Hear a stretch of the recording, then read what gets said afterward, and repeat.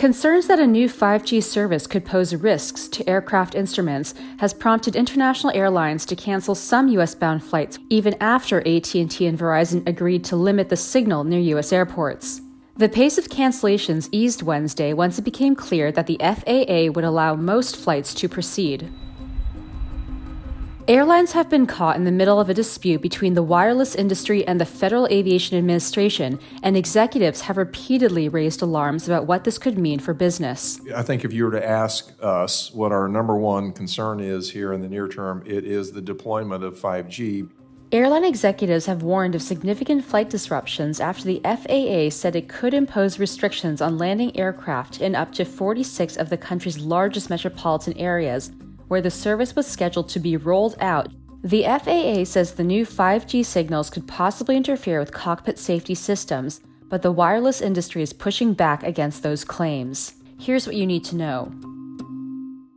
A bulletin sent by the FAA says that 5G interference could result in erroneous altimeter readings and loss of altimeter function. A radar, or radio altimeter, is a key piece of equipment that tells a pilot the plane's altitude. It does this by sending radio waves to the ground that return to the aircraft. Radar altimeters send signals at narrow frequencies that wouldn't interfere with the planned 5G signal, but some more sensitive models could receive signals that come from the cellular towers. The FAA says this has the potential to produce inaccurate readings. If they can't be relied on because of potential interference, then the regulators are going to prohibit use of certain cockpit safety systems that rely on these devices, and that's going to have significant ripple effects for air travel. Airplane manufacturers have also raised a red flag about 5G's impact on safety. The aerospace manufacturers are concerned because they don't want their planes to crash. They have a keen interest in making sure that airlines can safely operate their products.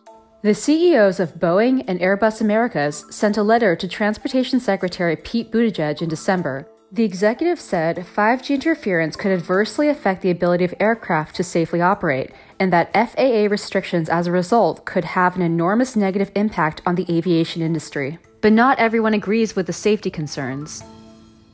The Federal Communications Commission said that the limits it had set on the cellular service would be enough to protect air traffic. They've got spectrum experts and engineers that don't see any risk to aviation safety.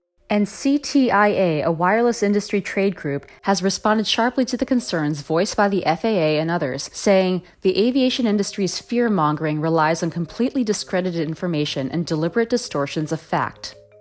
The industry group also points to the frequencies used in nearly 40 countries and says none has reported any harmful interference with aviation equipment. But what may work in one country may not work in another because 5G is rolled out in a different spectrum or at different power levels with antennas pointed in different directions. Some countries have imposed buffer zones around airports. It's really not apples to apples. Airlines have urged cooperation with the wireless industry and regulators to resolve the issue to avoid disruptions to their operations. I do know that the safety concerns with aircraft and aviation are very real. And I also know that there's a solution here. We could absolutely solve this and live in a world where there is 5G available.